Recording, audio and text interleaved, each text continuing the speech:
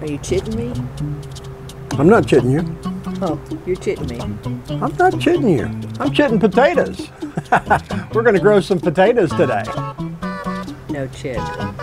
Lots of chit. Now for the last couple of weeks I have had some russet potatoes and some Yukon Gold potatoes. These are actually seed potatoes that I ordered offline. I'll have a link below. They call it chitting, and that's where you set them on a windowsill. I actually set these in my indoor grow room, just offset from the light so that it was indirect. That way they could start growing these really nice eyes on them. And about 3 days ago I cut them in half, because you don't want, if you're going to cut your potatoes in half to make them go further, you don't want to put raw potatoes in there because it's a pathway for pathogens and bad stuff. Let these skin over for the last 3 days and we are ready to plant them. Now I'm going to be using grow bags to grow my potatoes in. This is an actual potato grow bag.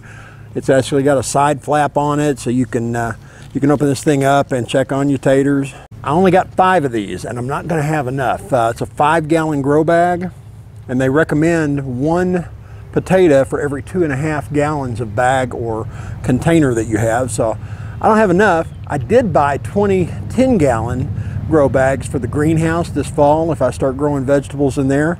And believe it or not, they say this is a 10-gallon. I'm having a hard time believing that though. It's almost the same size. This one's taller. It will fit inside of it, but we're going to make that work.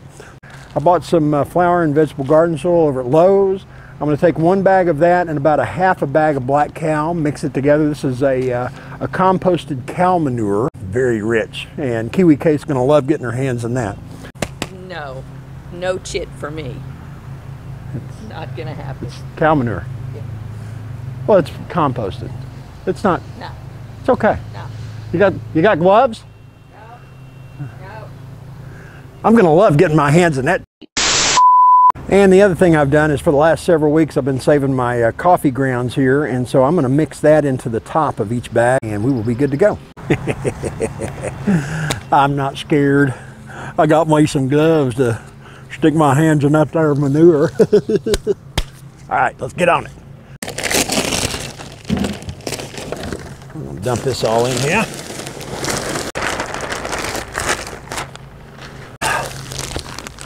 Makes me think of a Steely Dan song. Black Cow?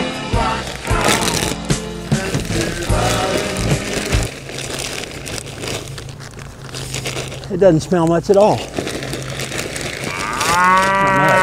Now I'm going to do one more thing. I'm going to take this Biotone starter. This is really good chit. And I'm going to spread it and sprinkle it all in here. It's got mycorrhiza in it. It's a light fertilizer, but it's going to promote root growth. Time to mix it up. Got an idea. I can't say enough good things about one of these 4-tine cultivators, because you can get in here and really get with it. Mix all of this up real good. I used up all of my azomite when I did the vegetable garden. If I had some of that, I'd put that in too. I want to bring what's in the bottom up to the top and mash up all that cow manure goodness. Now, you might be tempted to just take store-bought potatoes, get some eyes on them and plant them, and you can do that. We've done that in the past, but what we found is when we do that, they actually spray this stuff on there that prohibits the eye growth in store-bought potatoes, and so when you do that, your yield is not as good. If you get eyes, they can be little, low yield. If you spend a little bit of money and get seed potatoes, it's not going to have that on there, and then when you make your harvest, you'll have a better harvest. Just save some more potatoes out of that and replant. I'm going to get about 5 inches of soil in the bottom of this bag here. And then we're going to set our potatoes in there. So now, since it's a 5-pound bag, I'm going to take 2 potatoes and put in there. I'm going to make sure I got no more than about 3 eyes. I'm going to knock off the rest of them there. We're going to put them in here. This one's got a bunch of eyes. These eyes. Boy, ain't right. I'll do that again. What I'm going to do is go ahead and fill this bag up all the way. I know a lot of people like to roll that bag down, just put a little bit of soil in there and bring it up as it goes along, and that's fine if you've got the time to do that. Yield difference is not that much. Because of the sheer number of potatoes that we're planting, we're going to be just fine and have plenty of taters. There we go. And I had actually started putting holes in some of these bags, just a few holes. I took a little screw and did that because I saw one video that said do it, and then I saw a whole bunch of others that said don't, because these things dry out real easy. So the ones that I've got holes in, I'm gonna put them right next to the my beds that have those sprayers. The other ones, I'm gonna give them a real good watering today, and we're in springtime. I'm gonna let nature do its thing from there on. And when we get into summer and they start getting dry, I'll give them some more water. Once I got all that stuff in there, I'm gonna come along through here, and I'm just gonna give a nice application, especially if you got like dried banana peels, stuff like that. You can throw them on top as well. If I had compost, I'd be using compost. I used up all of my compost out in the vegetable garden, so at least they're gonna get their daily dose of caffeine. God knows I need it. That's what I found in one of the bags. Let's have a little fun with Kiwi Kate. Hey, honey, can you come help me out of the chair? My back's hurting. Can you help me up? Have you hurt yourself? Yeah, my back's hurting. Oh my God. That is nasty. Sickening. It's just a root. Whatever, go on. It fell now. out. Go I guess on. it fell out of my back pocket or something. Oh.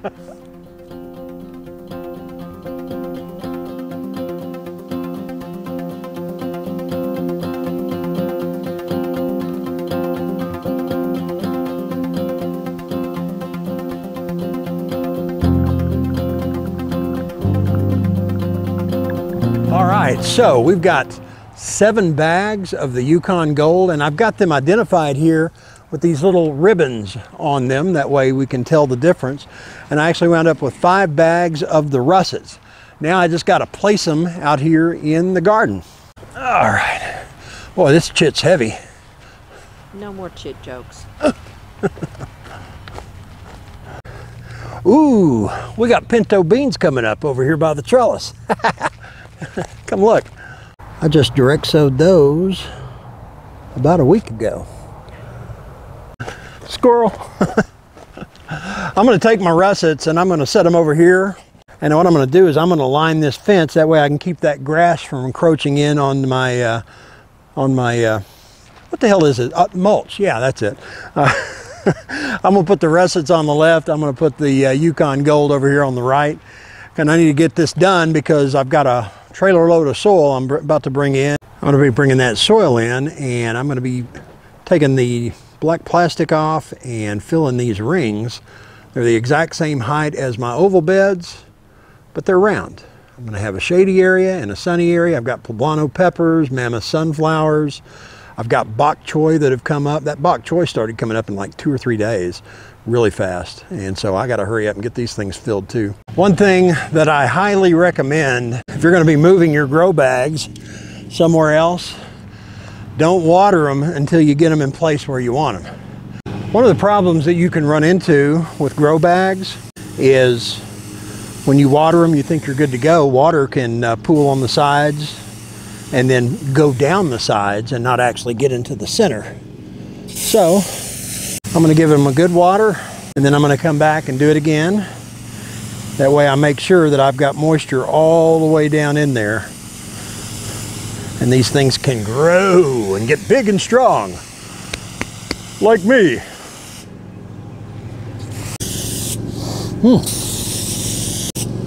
Folgers. The best part of waking up is a potato in your cup. Well, there we go. I got them on both sides of my entrance. I'm getting ready to bring that dirt in. I will keep you updated on the progress of the potatoes as we go along. I'm going to keep them moist, and then once they start poking up out of that soil, I'm going to let nature take its course, and they'll get whatever rain Mother Nature provides. Mower. Guys, we thank you very much for watching. If you would, consider subscribing and hitting the like button. If you found it helpful, be sure and share it, because that really helps the channel. Another thing YouTube does is they monitor how long you watch. They monitor the first 30 seconds, and then you know, how long are you staying on. So when you let this thing roll, I really appreciate it. We'll see you in the next video. Happy growing and happy potatoes. Hey, potatoes are the fruit of the land. Hey, we got taters and maters. Hey, you know what we got down here? You know what we got down here? What do you got down there? I'm gonna go show you right now. Come take a look at this right here. I planted that like, well, come back here. I planted this thing right here out of a pot just a few days ago, and looky there. Look at there. We got maters and taters and squash. Zucchini. We got blooms. It's a blooming bloom there. What do you know? We got the cuke starting to grow. I got a trellis clip on that one right there. The Rutgers are growing. And then our indeterminates, the beefsteaks, are getting beefy. They need to get with it. I want a mater out of my garden. In 3, 2, well, there we go. We got our potato. No chitting. Where are you going? Well, there we go. We got our potatoes all set. Oh, you're chitting me. No chit. Start over. Are we rolling?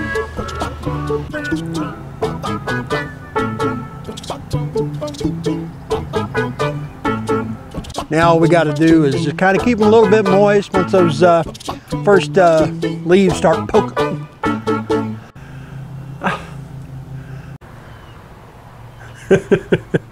Thank you so much for watching. We appreciate it. I want you to have a great growing season, and let me know what you are growing down in the comments below. And if you've got any other ways to set your taters up, I'd love to hear about it. Thanks again, and we will see you in the next one.